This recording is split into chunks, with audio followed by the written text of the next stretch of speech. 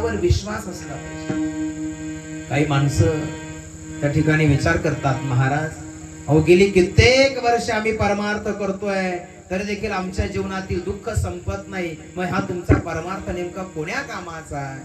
अशी बरीच मंडळी विचारतात ना, म्हणतात ना. तसं सांगू तुम्हाला, एखादं लहान बाळ घाबरलं ना, एखाद्या लहान बाळ पडलं, त्याला लागलं, ते घाबरलं, रडायला लागलं आणि रडणाऱ्या बाळाला आपली माय जवळ घेते आणि त्याच्या कानामध्ये फुंकर मारते का नाही मारते? मला तुम्ही सांगा, त्या बाळाच्या कानामध्ये फुंकर मारल्यानं त्याला काय त्याची जखम बरी होते का? त्याच्या वेदना कमी होतात का?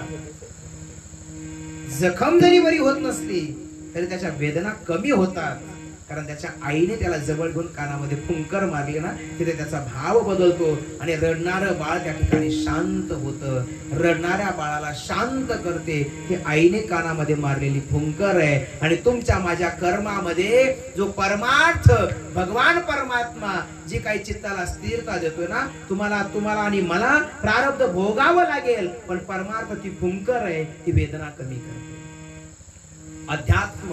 आध्यात्मिक विचार प्रवाह, आध्यात्मिक विचार प्रणाली तुम्हाला आणि मला ती फुंकर आहे, तुमच्या माझ्या जीवनातील दुःख कमी करण्यासाठी, तुमच्या माझ्या चित्ताला त्या ठिकाणी स्थिर करण्यासाठी एक वेगळा भाव निर्माण करून देते. आणि म्हणून मायबाप हा अध्यात्म हे परमार्थ. आणि म्हणून कितीही दिवस तुम्ही परमार्थ करत असाल आणि तुम्हाला असं वाटत असेल की माझं दुःख कमी होत नाहीये, निश्चित ही गोष्ट लक्षात ठेवा, आपलं दुःख आणि इतरांचं दुःख जरा बघितलं पाहिजे. आपल्यापेक्षा या जगतामध्ये अनेक कितीतरी लोक अशी दुःखी आहेत की त्यांना जीवन जगणं असह्य झालं. आपल्याकडे किमान 2 पाय आहेत, काही लोकांना पाय नाही आहेत. आपल्याला चांगली डोळे दिली आहेत, काही लोकांना हे जग पाहता येत नाही. अरे घरातल्या मंडळींशी संवाद करण्याकरता, त्याचा संवाद ऐकण्याकरता आपल्याला छान कानं दिली आहेत. या जगतामध्ये कितीतरी लोक अशी आहेत ज्यांना कानच नाही आहेत. मग त्यांनी काय विचार करावा? आपल्याला भगवंताने नेमकं काय काय दिलं याच्याकडे लक्ष दिलं पाहिजे. माझ्याकडे हे नाही, माझ्याकडे ते नाही, मला हे कमी आहे, मला ते कमी आहे, मला हे कमी आहे. आपल्या जीवनामध्ये ज्या ज्या गोष्टी कमी आहेत त्या सगळ्या गोष्टींकडे पाहण्यापेक्षा मायबाप भगवंताने नेमकं आपल्याला काय काय दिलंय ते एकदा जरा विचार करून हिशोब करून बघा ना, किती दिलंय. घर नाही हो बऱ्याच लोकांना. कितीतरी लोक मला एखादा गुंठाभर तरी जागा झाली पाहिजे, माझ्या लेकरांना कुमान या ठिकाणी स्वतःच प्रपंच टेकवण्याकरता एखादा गुंठा जागा असली पाहिजे म्हणून वणवण फिरणारी काही मंडळी या गावातून त्या गावात स्वतःच्या पाठीवरती स्वतःचा प्रपंच घेऊन फिरणारी मंडळी आहेत. मायबाप आपल्याला किमान एकराने जमीन, किमान राहण्यापुरतं घर आहे, एवढं सुंदर. रस्त्याच्या कडेला पाहता पाल ठोकून मंडळी राहतात. आपल्याला छानसं आपलं या डोक्यावरती छत आहे. हे दिलं कुणी हो? प्रारब्धाने, मायबापाच्या आशीर्वादाने, भगवंताने दिलंय ना. पण ज्यांच्याकडून ज्या भगवंताच्या कृपेने हे छत मिळालं त्याबद्दलची कृतज्ञता कधीच तुमच्या माझ्या अंतःकरणात आहे का? ती कृतज्ञता तुमच्या माझ्या हे आत्मपरीक्षण ज्या वेळेला तुम्ही आणि मी करू ना, भगवंताने जे जे दिलं त्याचा हिशोब काढू ना, त्या दिवशी तुमचं अंतःकरण कधीच दुःखी होणार नाही, ना भगवंताला दोष देणार नाही. आणि म्हणून आता काही मंडळी म्हणते महाराज ज्यांना घर नाही त्यांनी काय विचार करावा? ज्यांना घर नाही त्यांनी विचार करावं. अरे जाऊन बघा हॉस्पिटलमध्ये कितीतरी लोक त्या ठिकाणी जिवंत राहण्यासाठी धडपडतात. भगवंताने एवढं छान आपल्याला निरोगी जीवन दिलंय, यापेक्षा काय पाहिजे? निदान याचा विचार करा. अरे आपल्याला खाल्लेलं अन्न पचतंय, कित्येक लोकांना आता खाल्लेलं अन्न पचत नाही, ते पचवण्याकरता दवाखान्यामध्ये ऍडमिट आहे. पिलेलं पाणी काहींना पचत नाही, त्याकरता काही दवाखान्यामध्ये ऍडमिट आहे. काहींच्या खाल्लेल्या अन्नाचं रक्त होत नाही, त्यांना डायलिसिस करावं लागतं, त्याचं रक्त फिल्टर होत नाहीये. काहींच्या किडन्या. अहो या जगाचा अभ्यास करा आणि जगाच्या वेदनांचा अभ्यास करा आणि मग आपल्याला भगवंताने प्रदान केलेल्या समृद्धीचा विचार करा. निश्चित त्या भगवंताच्या प्रती तुमच्या अंतःकरणामध्ये तो भाव, ती भक्ती आणि कृतज्ञता व्यक्त झाल्याशिवाय राहणार नाही. जरा या आत्मपरीक्षणाचा विचार करा, याचं नाव परमार्थ आहे. यापेक्षा वेगळं काय? आणि मग कशा करता याच्या त्याच्या सोबत आम्ही छोट्या मोठ्या गोष्टीसाठी भांडतो. आमच्याच घरातल्या, आमच्याच कुटुंबातल्या लोकांसोबत आम्ही छोट्या छोट्या गोष्टींकरता त्या ठिकाणी वादविवाद करतोय. अरे सुंदर जीवन दिलंय, सुंदर आयुष्य दिलंय, इतकं सुंदर जीवन दिलंय ना, त्यामध्ये एवढा सुंदर परमार्थ करण्यासाठी वेळ दिलाय. हा परमार्थ करून स्वतःच्या जीवनाचा आनंद घेत राहा आणि इतरांना सुद्धा आनंद देत राहा. अरे या जीवनाचा आनंद तुम्ही जर आज नाही घेऊ शकाल, इतरांना आनंद नाही देऊ शकाल, तर या जन्मामध्ये जीवन जगण्याला तुमच्या माझा अर्थ काय, जन्माला येऊन फायदा काय. म्हणून आनंद या जीवनाचा तुमचा माझा आनंद या जीवनाचा सुगंध परी दरवळावा. आनंद या जीवनाचा सुगंध परी दरवळावा. आनंद या जीवनाचा सुगंध परी दरवळावा.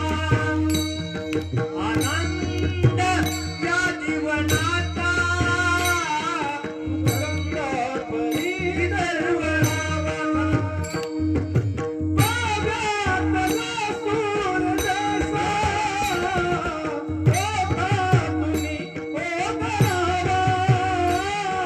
आनंद या जीवनाचा सुगंध परी दरवळावा.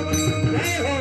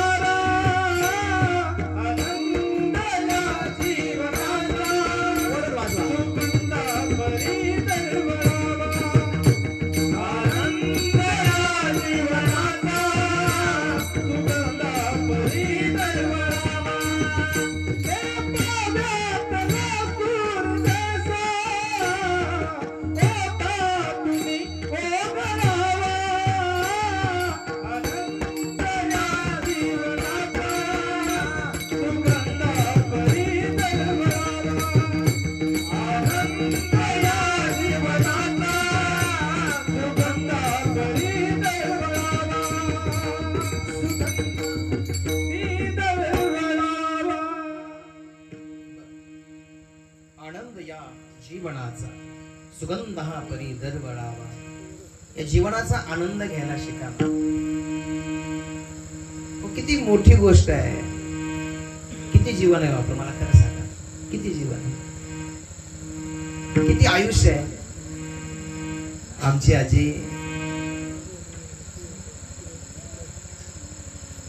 आमच्या भगिनी, तुम्ही कुटुंबात जास्त वेळ असता आणि कुटुंबामध्ये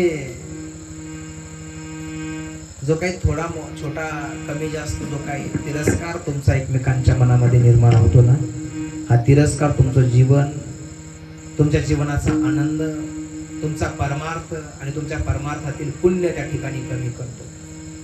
छोट्या छोट्या गोष्टींकरता तुम्हाला जो काही राग येतो, क्रोध येतो, द्वेष तुमचा एकमेकांच्या मनात निर्माण होतो, हा द्वेष तुमचं पुण्य कमी करतो. थोडा जरी आलेला राग, एकदा आलेला राग तुमचं सबंध भजनाचं पुण्य खाऊन टाकतो. म्हणून जे मिळवायचं ते नाही मिळालं तरी चालेल, पण राग येऊ देऊ नका. राग येतो अहंकाराने, मी पहिल्यापासून सांगतो. परंतु अनुकरणात येत नसेल तर दुःख. कशासाठी, कशासोबत खायचा तो अहंकार, कशा करता करायचा तो अहंकार. जळू द्या त्याला तिकडे, मरू द्या त्या अहंकाराला.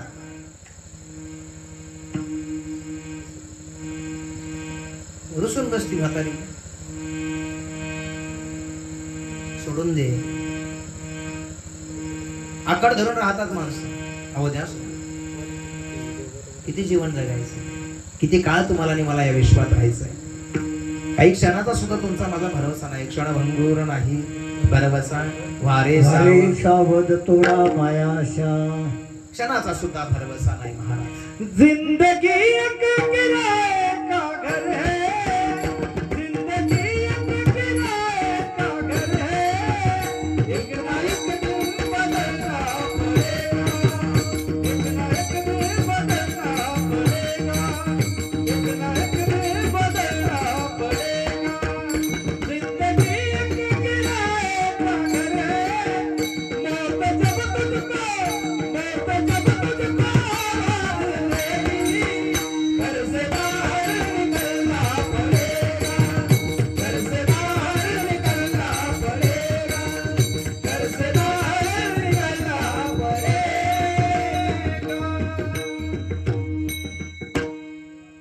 निघून जावं लागेल महाराज. तुम्हाला तुमच्याच बांधलेल्या लाख रुपयाच्या बाथरूम मध्ये, तुम्हीच चॉईस केलेल्या फरशीच्या बाथरूम मध्ये, तुम्हीच बसवलेल्या कॉकच्या खाली तुम्हालाच आंघोळ घालणार नाहीत. तुम्हाला अंगणात आंघोळ घाल. हे कुणाचं आहे? करोडपती पासून रोडपती पर्यंत सगळ्यांकरता एकच नियम आहे. ऐका.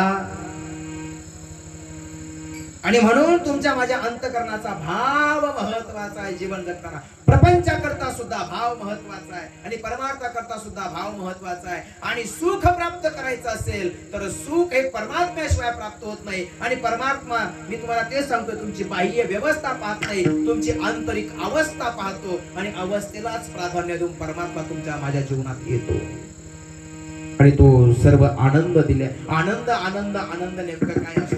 आम्ही काल संध्याकाळी फराळ करण्याकरता आमच्या घरी आम्ही सगळी मंडळी गेलो. किती आनंद त्या ठिकाणी आम्हाला झाला आम्हाला माहिती. त्यामध्ये आमचे मामा राहून गेले, त्याचंही दुःख आम्हाला झालं. परंतु आमच्या कुटुंबामध्ये सकाळी उठल्यानंतर सुद्धा एक वेगळा आनंद होता. मी यांना वारंवार म्हणत असतो की आमच्याकडे एकदा तरी ही मंडळी आमच्याकडे फराळाला येत नाही, जेवायला येत नाही. बऱ्याच वेळेस माझी अपेक्षा ती अपूर्ण राहून जाते. आणि रात्री मात्र, तरी रात्री सुद्धा कृष्णा महाराजांनी टाळण्याचा प्रयत्न केला, परंतु मग मी थोडासा त्यांच्यावर रागवलं. म्हटलं आज अजिबात चालणार आहे, तुम्हाला यावंच लागेल. आणि त्यानंतरचा जो काही आनंद आहे तो आनंद काही वेगळा होता.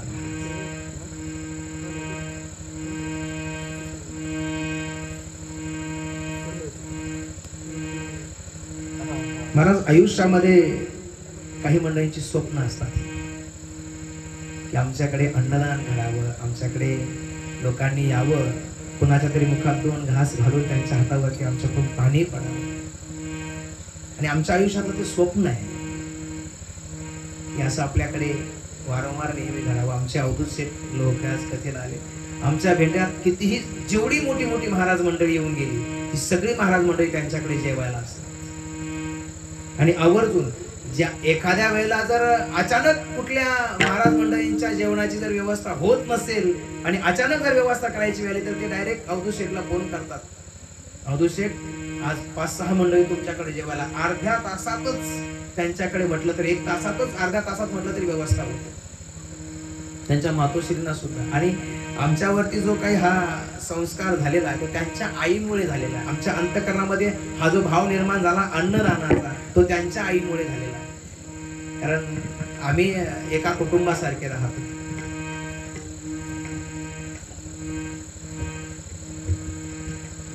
आयुष्यात कुठला यज्ञ करता नाही आला तरी नका करू, पण दारात आलेला पाहुणा बिना चहाचा तरी जाऊ देऊ नका. हे तरी पुण्य तुमच्या पदरात घेत चला, मला पाणी तरी पाजत चला, हातावरती साखर देत चला.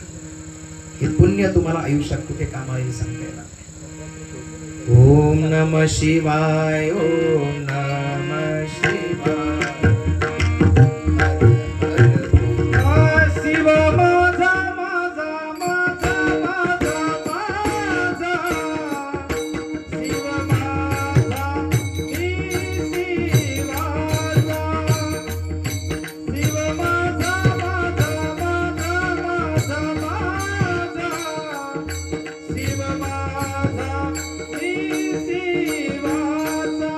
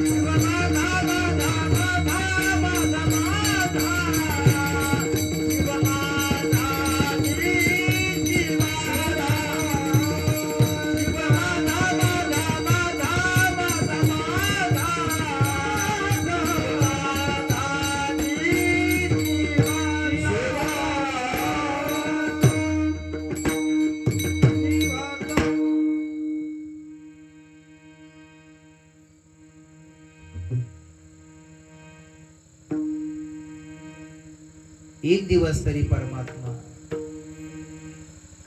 माझ्या झोपडीमध्ये यावा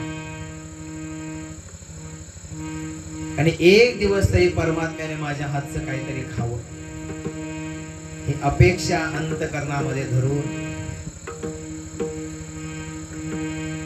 1 वर्ष, 2 वर्ष, 3 वर्ष, 10 वर्ष, 20 वर्ष, 25 वर्ष नाही, जीवनभर वाट बघत होती. कोण? शबरी.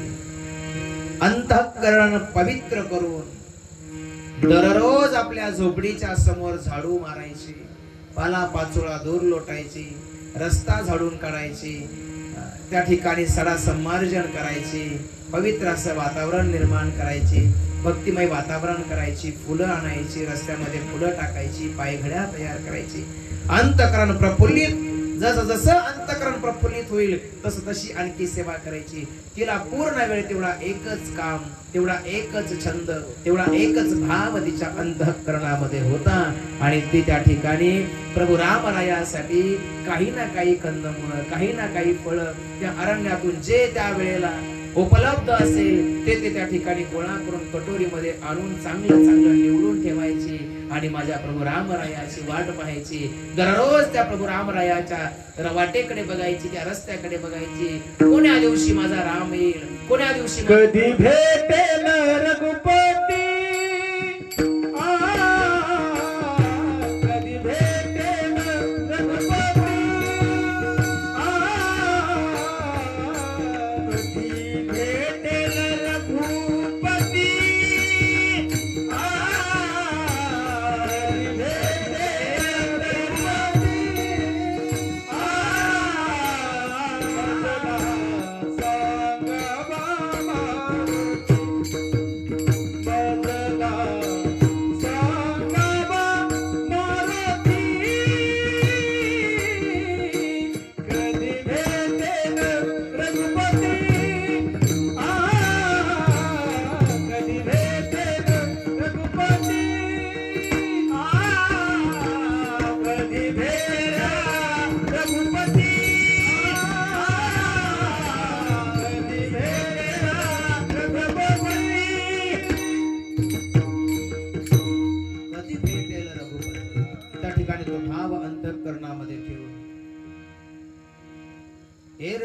माझ्या रामराया अशी प्रार्थना ती करायची. त्या प्रभू रामचंद्राची वाट बघायची.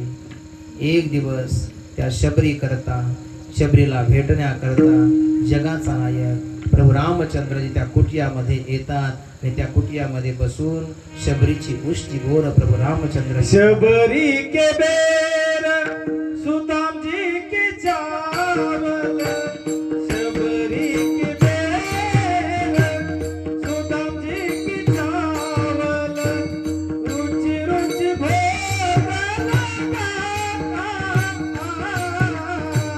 चलो विदुरा घर जावे, उद्धव जी चलो विदुरा घर जावे, उद्धव जी चल विदुरा घर जावे, उद्धव जी चल विदुरा घर जावे.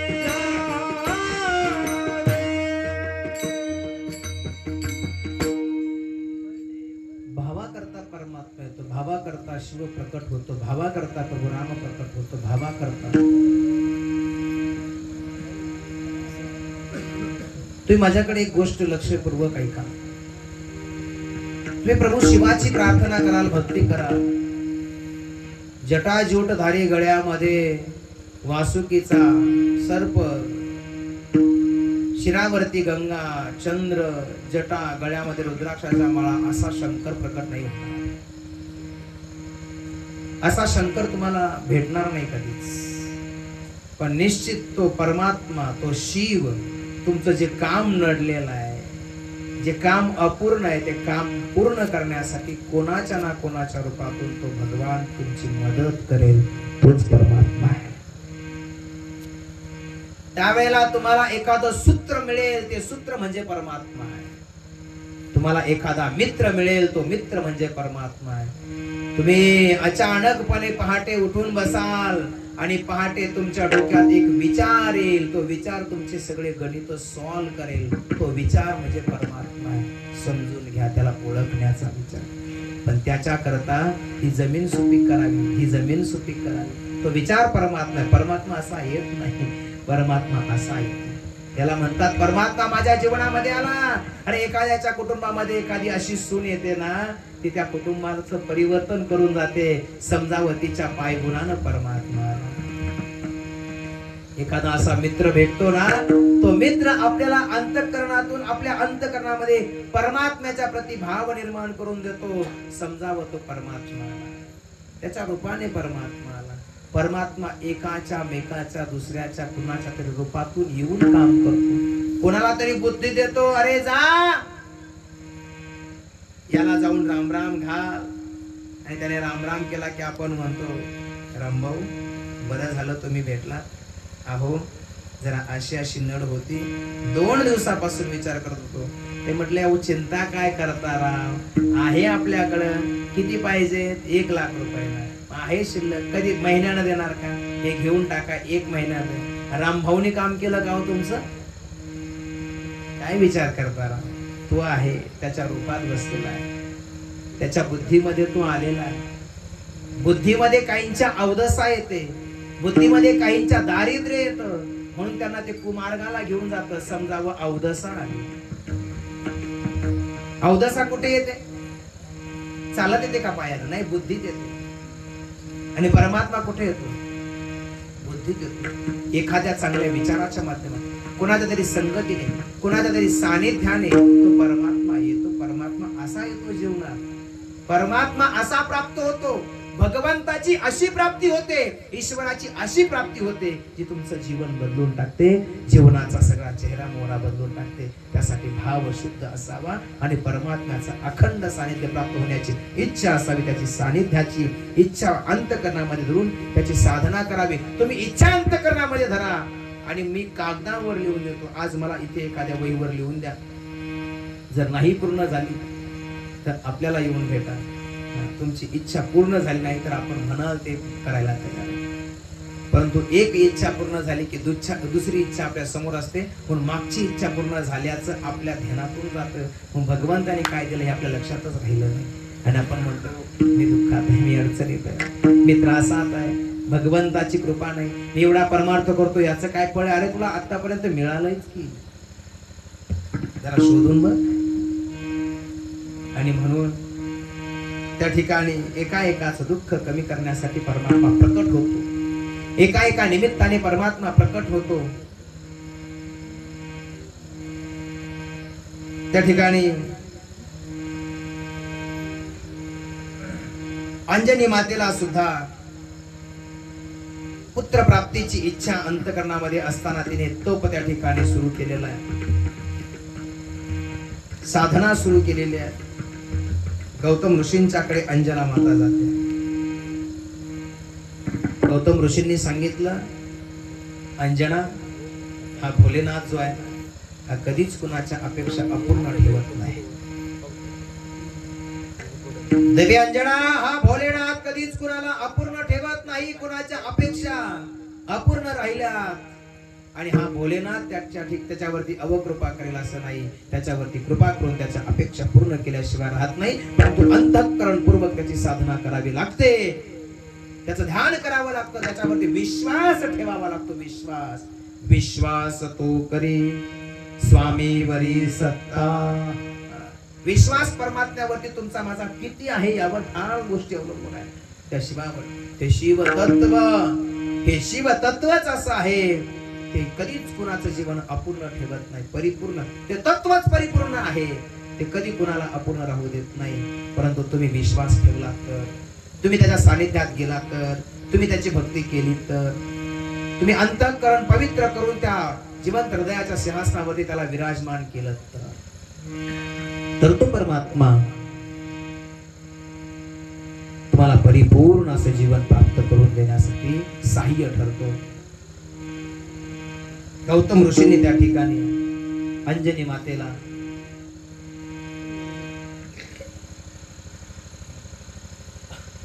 भगवान भोलेनाथाची साधना सांगितली. भगवान भोलेनाथाची साधना केल्यानंतर साक्षात शिवशंकराचा अवतार साक्षात भोलेनाथ, दुसरं तिसरं कोणी नसून भोलेनाथ महारुद्र अंजनीच्या अंजनीच्या तपासाठी, अंजनीच्या तपासाठी, अंजनीच्या तपासाठी, अंजनीच्या तपासाठी, हे अंजनीच्या तपासाठी, अंजनीच्या तपासाठी, ओ अंजनीच्या तपासाठी, अंजनीच्या तपासाठी, हे महारुद्र आले कोटी, महारुद्र आले कोटी, हे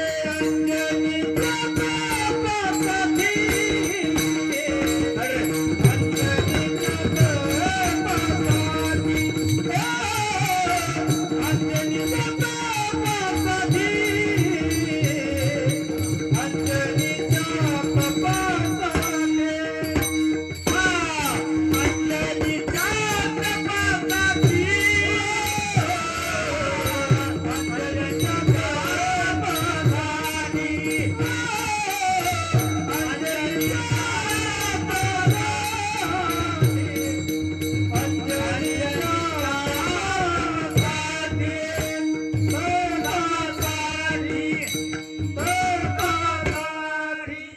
अंजनीच्या अंजनीच्या तपासाठी महारुद्र आले पोटी. स्वतः रुद्राचा अवतार. आणि बघा तुम्ही, जिथे भगवान विष्णू तिथे भोलेनाथ, जिथे भोलेनाथ तिथे भगवान विष्णू.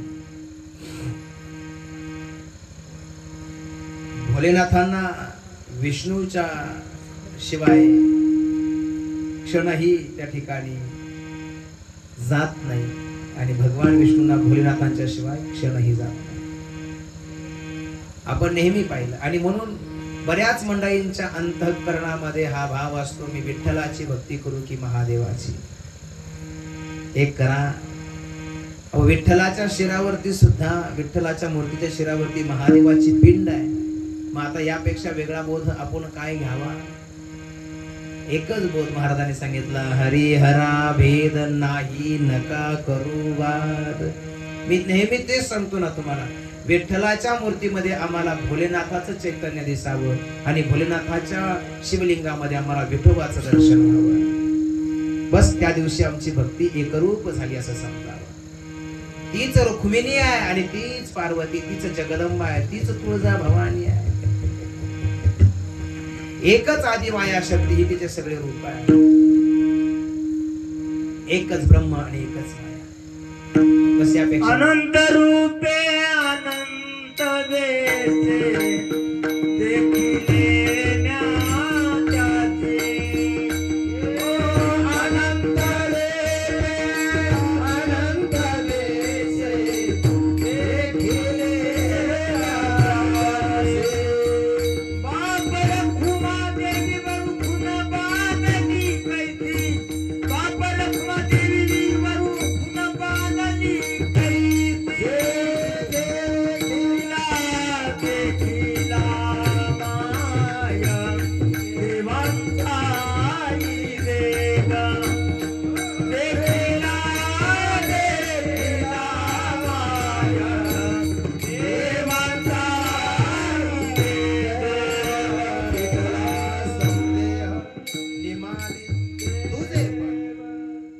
महाराज सांगतात, आमचा संदेह फिटला आता, तुझे पण निघून गेलेला. आमच्या अंतकरणामध्ये संदेह नाही. तोच परमात्मा सर्वत्र आहे, सर्वव्यापी. ज्या वेळेला प्रभू रामचंद्रांना सेतू बांधायचा आहे ना, त्यावेळेला सेतू बांधूनच पूर्ण होत नाही. मग उपासना करावी लागेल, तप करावं लागेल. कुठलंही कार्य करत असताना तप अगोदर करावं. बरं, तप करावं लागतं. जीवनातील सर्व कार्य सिद्धीत जातात. वरवरची भक्ती करून चालत नाही. तप करावं लागतं, अनुष्ठान करावं लागतं, उपवास करावे लागतात, भगवंताचं नामस्मरण करावं लागतं, त्याची भक्ती करावी लागते, अखंड त्याचं चिंतन करावं लागतं. वरवरची नुसती दिखाऊ भक्ती करून चालत नाही. हे तुम्ही आम्ही जे पाहतो ना, हे उपवास, खिचडी खाऊ उपवास, हे चालत नाही. अनुष्ठान लागतात. हे खादाड उपवास झाले. रघुरामचंद्राने अनुष्ठान मानलेलं आहे सेतुबंधनाकरिता. आणि त्या ठिकाणी शिवलिंगाची स्थापना केलेली आहे, शिवलिंगाची आराधना सुरू केलेली आहे. आणि सीता मैयाला सोडविण्याकरिता लंकेपर्यंत जाण्याचं प्रयोजन ठरलेलं आहे. लंकेपर्यंत जाण्याचं प्रयोजन ठरलंय. रावणासोबत युद्ध करायचं ठरलंय, रावणाला हरवण्याचं ठरलंय आणि सेतू त्याच्याकरता बांधायचा ठरलाय. पण त्याकरता ते सेतू बांधून पूर्ण व्हावा आणि लंकेपर्यंतचा प्रवास पूर्ण व्हावा, चांगला व्हावा, यशस्वी व्हावा, यासाठी सेतू बांधावा. आणि सेतू बांधण्याकरता त्या ठिकाणी ज्या लिंगाची स्थापना केली ते रामेश्वर. त्या रामेश्वर लिंगाचं त्या ठिकाणी उपासना करण्याकरता, अभिषेक करण्यासाठी ब्राह्मण पाहिजे. ब्राह्मण कोण आणायचा? तर ब्राह्मण त्या ठिकाणी होता रावण. कोण होता? ती पूजा करण्याकरता कोण होता? रावण होता. इतके प्रामाणिक त्या ठिकाणी भक्त होते भोलेनाथाचा. आणि रावण कोणाचा भक्त आहे? महादेवाचा निस्सीम भक्त आहे, वरदान प्राप्त असलेला भक्त आहे. रावणही तसा सामान्य नव्हता महाराज, अतिशय निस्सीम भक्त होता. रावणाने आयुष्यात एकच चूक केली, अहंकार. काय? सीता मैयाला पळवलं ही चूक नाही आहे, अहंकार ही चूक आहे. सीतामाईला घेऊन आलेच उद्धारा करता, ते नारदाने केलेलं गौड बंगाल आहे सगळं. तुमच्या लक्षात आलं? माणसाला सगळ्यात जास्त राग कशाने येईल असं विचारलं. देवाबरोबर युद्ध करायचं, मग त्याला युद्ध करण्यासाठी प्रवृत्त करायचं म्हणजे देवाची बायको पळून आण, मग तो युद्धाला तयार होईल आणि मग त्याच्या हाताने तुझा वध होईल आणि तुझा उद्धार होईल. कारण शरणागती पत्करणार नाही मी, रावण आहे. त्याला शरण जाणार नाही मी, रावण आहे. आणि म्हणून रावणाला त्या ठिकाणी मृत्यू प्राप्त करून उद्धार करून घ्यावा लागला देवाच्या हाताने. तो निस्सीम भक्त होता. रामेश्वर लिंगाची त्या ठिकाणी स्थापना केली. 12 ज्योतिर्लिंगापैकी ते एक ज्योतिर्लिंग आहे. आणि म्हणून शिवाची आराधना करत असताना मनामध्ये यत किंचितही केव्हाही भ्रम आणि संभ्रम निर्माण होऊ देऊ नका. जर विष्णूच्या मंदिरात गेलात, विठ्ठलाच्या मंदिरात गेलात, अन्य कुठल्या देवाच्या मंदिरात गेलात तर काही ठिकाणी तुम्हाला शिवतत्व दिसावं, हे मला तुम्हाला सांगायचंय. तुमच्या अंतकरणातला भाव कधीही त्या ठिकाणी दुभंगू देऊ नका की हे आतमध्ये शिवतत्व आहे. शिव हे काही पिंड नाही आहे. शिवलिंग म्हणजे शिव नाही, त्यातलं तत्व म्हणजे शिव आहे, हे लक्षात घ्या. तो परमात्मा ते तत्व आहे, ते तत्व तुमच्याही हृदयात आहे आणि तेच या पिंडीमध्ये आहे. या दोघांचं चैतन्य एक व्हावं, जीवाची शिवाची भेट व्हावी आणि त्या ठिकाणी भक्तीचा आनंद द्विगुणित व्हावा. ही भक्ती तुम्हाला आणि मला करायची, ही साधना शिवाची करायची आहे. त्यामुळे निश्चिंत राहा, कधी भेद अंतकरणामध्ये येऊ देऊ नका. सांगू तुम्हाला, नवनारायणाने अवतार घेतला. पहिल्यांदा मच्छिंद्रनाथ अवताराला येतात. हे नारायणाचा अवतार मच्छिंद्रनाथ. लक्षात आलं का तुमच्या? बरं, मच्छिंद्रनाथांना अनुग्रह कोणी करावा? भोलेनाथांनी करावा. उपदेश कोणी द्यावा? गुरुदत्ताने द्यावा.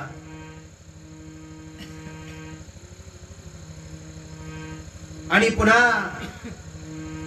विभूती देऊन भोलेनाथांनी स्वतः गोरक्षनाथ म्हणून जन्माला यावं.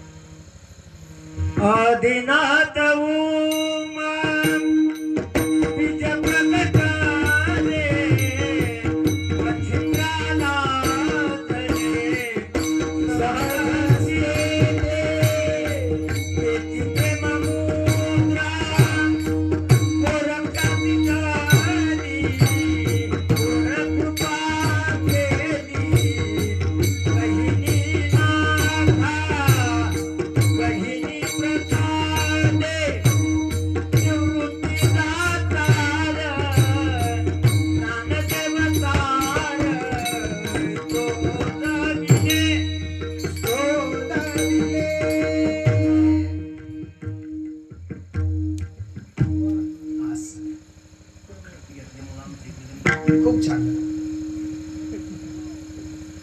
प्रमाणही खूप सुंदर दिलं.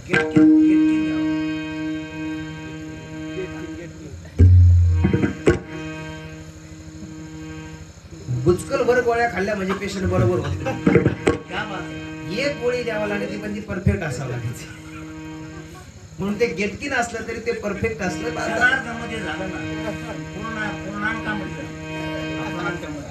एखाद्या डॉक्टरने पिशीभर गोळ्या दिल्या म्हणजे डॉक्टर हुशार आहे असं नाही. त्यांनी एक द्यावी पण नेमकं तापाची द्यावी. तापाची ताप आल्यावर जुलाबाची गोळी देतो तो डॉक्टर नसतो. याला ताजात असं आनंद आहे महाराज. आपली कौटुंबिक कथा आहे त्यामुळे आणि हाच आनंद निखळ आनंद आपल्याला निरसा आनंद आपल्याला घ्यायचा आहे. कसा घ्यायचा आहे? निरसा बिगर पाण्याचं. बिगर पाण्याचा. ज्या आनंदामध्ये नाही या आनंदासी जोडा रे. खऱ्या अर्थानं मी सांगत होतो त्या कथेच्या दिवशी हा भाव मी का प्रकट करतोय की आजचा कथेचा पूर्णत्वाचा दिवस आहे. आज कथा या ठिकाणी पूर्ण होते. परंतु गेली 5 दिवस तुमच्या अंतःकरणामध्ये भगवान भोलेनाथाच्या विषयी जो काही आम्ही भक्तीचा भाव निर्माण केलेला आहे, मग बऱ्याच लोकांच्या अंतःकरणात असा प्रश्न येतो की आम्ही विठ्ठलाचे भक्त आहोत, मग भोलेनाथाचं काय करायचं. आणि हा द्वेष किंवा द्वैत भाव दूर करून एक रूप भाव आणि भक्ताच्या अंतःकरणामध्ये कुठल्याही प्रकारची त्या ठिकाणी दुविधा निर्माण करून कथा त्या ठिकाणी पूर्ण होऊ नये. कथा पूर्ण होत असताना अंतःकरण पूर्ण भक्तिभावाने भरून त्या ठिकाणी कथा विराम दिशेकडे जावी ही अपेक्षा यामध्ये माझी आहे. आणि म्हणून काही मंडळी दत्ताची भक्ती करत असतील तर दत्त सुद्धा ब्रह्मा विष्णू महेश हे त्रिदेव एकच आहे. काही मंडळी नाथाची भक्ती करत असतील त्यांनीही समजून घ्यावं की तो नारायणाचा अवतार मच्छिंद्र आहे. गोरक्ष आहे भोलेनाथाचा अवतार आणि हे दोन्ही एकच आहेत. हेही लक्षात घेतलं पाहिजे. एकाच एक पूरक आणि पोषक असे आहेत. आणि म्हणून त्या ठिकाणी गहिनीनाथ महाराज आणि वारकरी संप्रदाय म्हणजे नेमकं तरी काय. ज्ञानदेवे रचिला पाया भारिले देवालय. मध्ये नाथ महाराजांचे खांब होतात आणि जगद्गुरु तुकोबराय त्याचा कळस होता. पण ज्या ज्ञानोबरायने या वारकरी संप्रदायाचा पाया रचला ते ज्ञानोबराय मुख्य महाविष्णू चैतन्याचे मूळ आणि ज्ञानदेव हे महाविष्णूचा अवतार. ज्ञानेश्वर सदाशिवाचा अवतार कोण आहे? निवृत्तीनाथ महाराज. आणि म्हणून निवृत्तीनाथांचा उपदेश म्हणजे साक्षात भोलेनाथांचा उपदेश ज्ञानोबरायांना त्या ठिकाणी होतो. आणि म्हणून ज्ञानोबराय ज्या ठिकाणी ज्ञानेश्वरी लिहितात ते देखील एक शिवालय आहे. ज्या ठिकाणी ज्ञानोबराय ज्ञानेश्वरी सांगतात ते शिवालय आहे. त्या ठिकाणी महादेवाचं अधिष्ठान आहे. आणि एकीकडे पाहिलं तर साक्षात मोहिनीराज म्हणजे ज्या स्थळावरती साक्षात भोलेनाथही आहेत आणि साक्षात मोहिनीराजही आहेत म्हणजे साक्षात विष्णूही आहेत त्या ठिकाणी ज्ञानोबराय ज्ञानेश्वरी सांगतात. आता आपण असं म्हणतो आता प्रयाग क्षेत्रामध्ये महाकुंभ सुरू आहे. महाकुंभ प्रयाग क्षेत्रामध्ये सुरू आहे. त्या ठिकाणी अमृताचे थेंब त्या ठिकाणी पडलेले आहेत. कुंभमेळा कुठे कुठे होतो? प्रयागला होतो, नाशिकला होतो, अजून उज्जैनला होतो. या ठिकाणी काय होतात? कुंभमेळा होतात. कुंभमेळा अशा ठिकाणी होता जिथे समुद्र मंथनाच्या वेळी अमृत वाटपाच्या वेळी अमृताचे थेंब पडले त्या ठिकाणी कुंभमेळा होतो. परंतु तुम्हाला माहिती आहे का अमृताचं वाटप झाल्यानंतर तो कुंभ पुढे ठेवला. जिथे मोहिनीराज आहे तिथेच तो कुंभ लुप्त झाला. म्हणजे अख्खा अमृताचा कुंभच जिथे आहे ही प्रवरा वाहिनी आमची आहे. आणि म्हणून ही नेवासा नगरी आहे. म्हणून ज्ञानोबरायाने अवघ्या जगाला तत्वज्ञान देणारं अमृत या नेवाशामध्ये सांगितलं. हे नेवासा क्षेत्र असं आहे, अवघ्या विश्वाचं कल्याण करणारं अमृत ज्ञानेश्वरी ज्ञानोबराय साक्षात विष्णूचा अवतार त्या ठिकाणी येतात आणि ज्ञानेश्वरी सांगून जातात. म्हणून ज्ञानेश्वरीसाठी आमचं नेवासाची निवड आहे. उगाच महाराज ज्ञानोबराय ज्याची साधना करतात ते देखील सिद्धेश्वर आहे. ज्ञानोबराय जिथे विसावा घेतात ते ठिकाण सुद्धा सिद्धेश्वराचं मंदिर आहे, ते देखील भोलेनाथाचं मंदिर आहे. वारी जरी पंढरपूरची केली, समाधी सिद्धेश्वराच्या जवळ घेतली, हा ज्ञानोबरायांचा भाव आहे महाराज. म्हणून अंतःकरणामध्ये भोलेनाथाच्या विषयी, त्या शिवतत्वाच्या विषयी तुमची माझी भक्ती वृद्धिंगत व्हावी. समाधी हरीची तमसुखे विना साधेल जाना द्वैत बुद्धी. समाधी हरीची तमसुखे विना साधेल जाना द्वैत बुद्धी. वा मामा. समाधी हरीची तमसुखे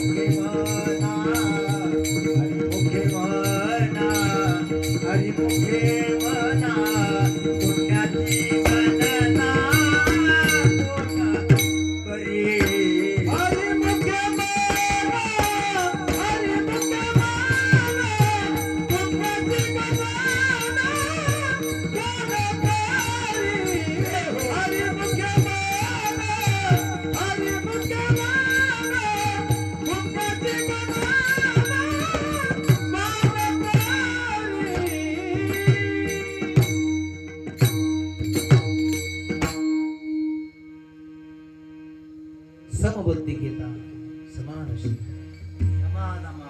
शमदमावरी हरी झाला.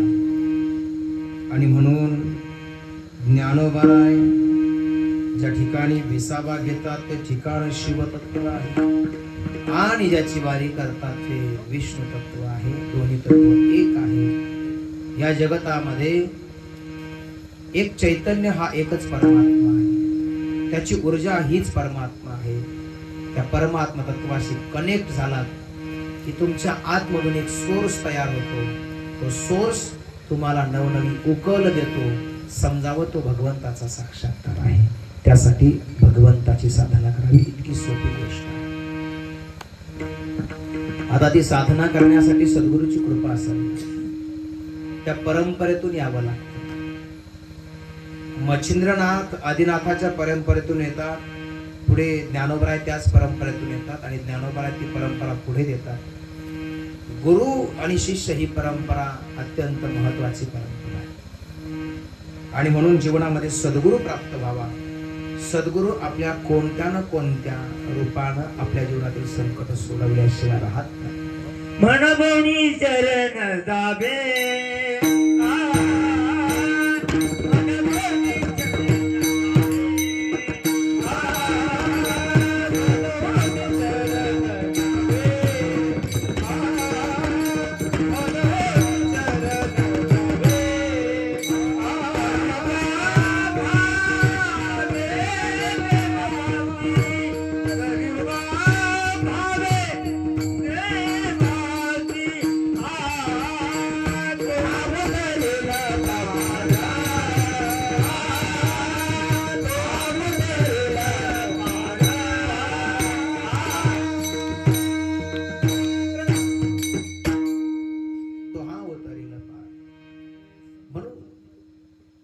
सद्गुरूला शरण जाण्यासाठी जोपर्यंत सद्गुरू जीवनात प्राप्त होणार नाही तोपर्यंत तुम्हाला खरी भक्ती मिळणार. वरवरच्या कथा ऐकून, वरवरच्या गोष्टी ऐकून, वरवरची कीर्तन करून, वरवरची भक्ती करून तुम्हाला परमात्मा तत्व प्राप्त होणार नाही नाही नाही.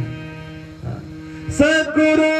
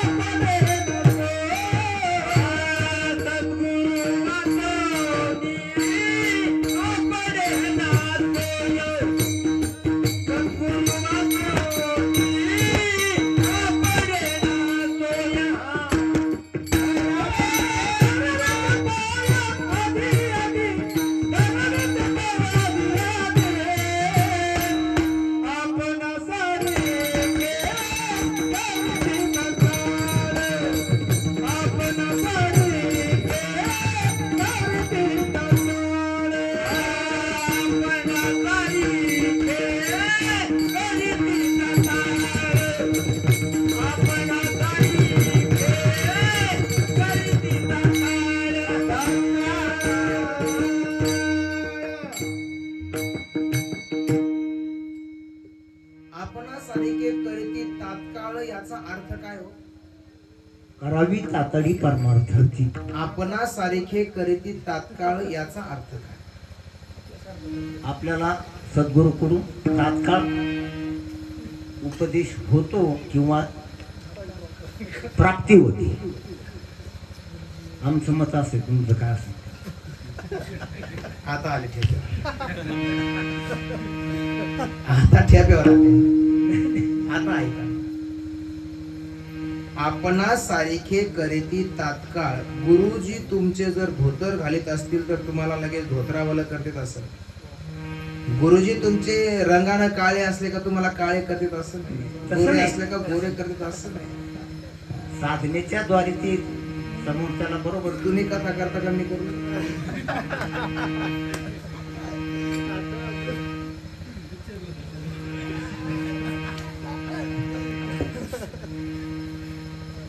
आपणा सारिखे करीती म्हणजे आतापर्यंत आपण जे जे काही कथा भाग ऐकला ना, परमात्मा तुमच्या माझ्या जीवनामध्ये यावा त्यासाठी जो भाव निर्माण व्हावा लागतो तो गुरुच्या कृपेशिवाय होत नाही.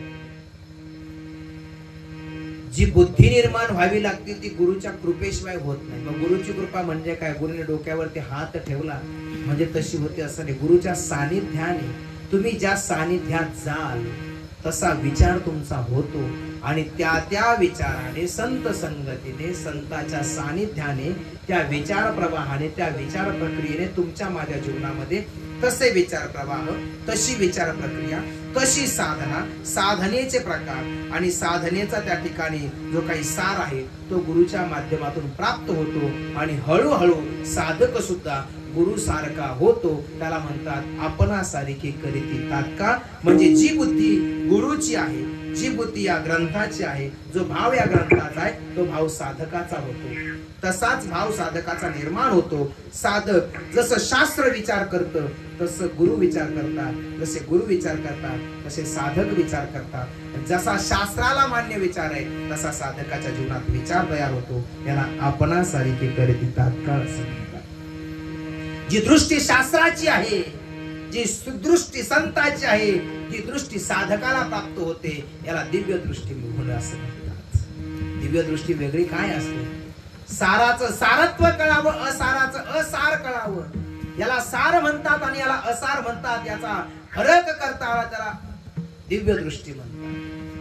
परमात्म तत्व नेमकं काय आहे आणि अवदसा नेमकं कशी असते याचा फरक कळावा, याला दिव्य दृष्टी म्हणतात. हे सद्गुरूच्या कृपेशिवाय नाही पाहतो महाराज. आणि म्हणून ज्ञानोबरायांसारखी सद्गुरू तुमच्या माझ्या जीवनामध्ये लागले. मलाही आपल्यालाही सद्गुरू मिळाले. आणि सांगू तुम्हाला, गुरुच्या कृपेनं जीवनाची धन्यता होते. आणि म्हणून सद्गुरू वाचून सापडेना सोय, धनावेती पाय अधि अधि जीवनाचं कल्याण करून घेण्याकरता. आणि म्हणून हे शिवतत्व जीवनामध्ये प्राप्त होईल. गुरु महात्म्य या ठिकाणी सांगितलंय. शिव महापुराणामध्ये अनेक तत्व सांगितले, साधनेचे प्रकार सांगितले, अनुग्रहाचे मंत्र या ठिकाणी सांगितले. त्या ठिकाणी वेगवेगळ्या ज्या दीक्षा द्यायच्या त्या दीक्षांचं महत्व या ठिकाणी सांगितलं, त्याच्या पद्धती सांगितल्या. पितरांचं देखील महत्व सांगितलंय, पितरांचं श्राद्ध सांगितलंय, श्राद्ध कर्म सांगितलंय. आणि म्हणून व्यास महर्षी त्या ठिकाणी म्हणतात, श्राद्ध देवाचं उत्तम सूर्यवंशाबद्दल शौनकादिकांच्या मुखातून या ठिकाणी सुताने त्या ठिकाणी शौनकादिकांना विचारलेलं आहे, शौनकजी आम्हाला आपण पितरांच्या बद्दल, पितरांच्या उत्पत्ती बद्दल आणि त्यांच्या श्राद्धाचं महत्व सांगा. कारण साईनाथ भाऊंचं उद्या द्वितीय पुण्यस्मरण आहे आणि म्हणून त्याबद्दल आपण हा थोडासा भाग जो काही शिवमहापुराणामध्ये आलेला आहे, खऱ्या अर्थानं शरद कुमारांनी मार्केंड्यांना हा या संदर्भात विस्तृत निरूपण त्या ठिकाणी केलेलं आहे. मार्केंड्य यांच्याकडून तेच ज्ञान भीष्मांना ज्या ठिकाणी प्राप्त झाले. भीष्म त्या ठिकाणी शरपंजरी पडलेला असताना युधिष्ठिरांना त्या ठिकाणी सांगतायत. युधिष्ठिराने विचारले, पितामह काय केल्याने मनुष्यांना सुख समृद्धी आणि अभिवृद्धी प्राप्त होते? माणसाला जर सुख समृद्धी प्राप्त करायची असेल, लौकिक जीवनातील लौकिक प्राप्त करायचं असेल तर तो कशाने होतो, असं त्या ठिकाणी युधिष्ठिर विचारतायत शरपंजरी पडलेल्या भीष्मांना. कारण भीष्म हे अतिशय महान तत्व आहे, तपस्वी महात्मा भीष्म. आणि भीष्मांना त्या ठिकाणी युधिष्ठिराने विचारलेलं आहे, त्या प्रश्नाचं उत्तर सांगतात. आपल्या पितरांचं पिंडदान केल्याने, श्राद्ध केल्याने, पितरांच्या ऋणातून उतराई होण्याचा प्रयत्न केल्याने लौकिक स्वरूपाची सगळी समृद्धी पितरांच्या आशीर्वादाने प्राप्त होते, असं त्या ठिकाणी युधिष्ठिराला पितामह भीष्म या ठिकाणी वर्णन करून सांगतात. पितर म्हणजे नेमकं कोण? तर ब्रह्मदेवाने देवतांचं निर्माण केलेलं.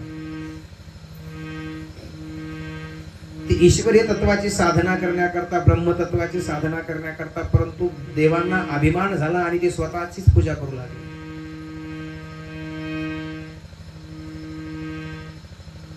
आणि मग त्यांच्यापासून निर्माण झालेले त्यांचे जे पुत्र आहेत, त्या पुत्रांना ब्रह्माकडे गेल्यानंतर ब्रह्मांनी त्या ठिकाणी थांबवलेलं आहे. आणि जे सप्तऋषी आहेत, एक अंगठ्या, एक विमान चाललेलं देवतांनी पाहिलं, एक अंगठ्या एवढा ऋषी त्या ठिकाणी बसलेला आहे. कोण आहे म्हणून विचारलं तर आम्ही सप्तऋषी आहोत असं विचारलं. सप्तऋषींचा त्या ठिकाणी संवाद होतो, शंतनूंचा त्या ठिकाणी संवाद होतो. पुढे देवांना उत्पन्न केलेल्या ब्रह्मदेवांच्या सांगण्यावरून ते त्यांच्या पुत्राकडे जातात. देव पुत्रांच्याकडे गेल्यानंतर त्यांचे पुत्र त्यांना म्हणतात, बोल पुत्र काय पाहिजे? देवांचे पुत्र कुणाला म्हणतात? देवांना म्हणतात, बोल पुत्र तुला काय पाहिजे?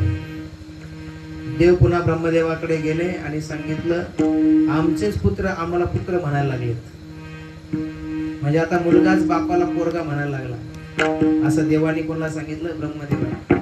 त्यांनी सांगितलं तुम्हाला जो काही तुमच्या देवपणाचा अहंकार आला आणि तुम्ही माझे पूजन सोडून स्वतःच पूजन करू लागलात ना, त्याने तुमचं अधपतन झालेलं आहे.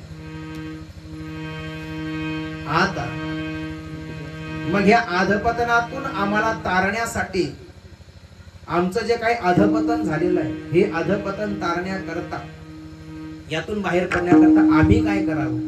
त्यांनी सांगितलं स्वतःच जर काही अधपतन झालं असेल तर पितरांच्याच कृपेने अधपतन त्या ठिकाणी संपत आणि पुन्हा समृद्धी प्राप्त होते. सांगितलं आता आमचे पितर कोण आहे? देवांनी विचारलं. सांगितलं ज्यांनी तुम्हाला आता पुत्र म्हटलंय ते आता तुमचे पितर झाले आणि पितृलोकाची त्या ठिकाणी स्थापना झाली. आणि म्हणून तेव्हापासून जर एखाद्या कुटुंबामध्ये समृद्धी नसेल तर माणसं सांगतात यांना काय लागलेला? पितृ दोष लागलेला. समृद्धी गेली तर ते काय म्हणतात यांचं एखाद्याचं अधपतन झालं तर सांगतात यांना पितृदोष लागलेला. मग त्यांनी पितरांची साधना करावी, पितरांची पूजा करावी, आराधना करावी, प्रार्थना करावी आणि पितरांना प्राप्त करून त्यांचा आशीर्वाद प्राप्त करून घ्यावा.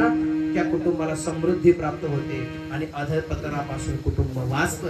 तू कमने पितृ आशीर्वाद देती, तू कमने पितृ आशीर्वाद देती, तू कमने पितृ आशीर्वाद देती, तू कमने पितृ